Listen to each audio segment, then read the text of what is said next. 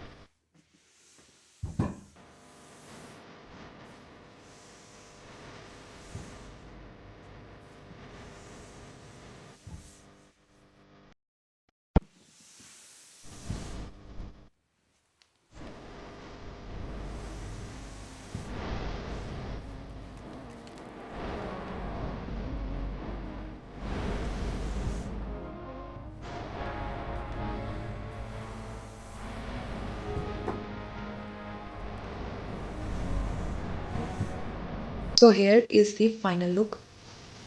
As I complete this calligraphy of Al-Rahman, I remind myself that Allah's mercy surrounds us in every moment. His compassion is greater than our shortcomings, and His blessings are beyond measure. May this name inspire us to forgive, to love, and to walk gently in this world. May Allah, Al-Rahman, fill our lives with peace and mercy. I hope you like this video. Don't forget to like, share, and subscribe. See you tomorrow. Allah Hafiz.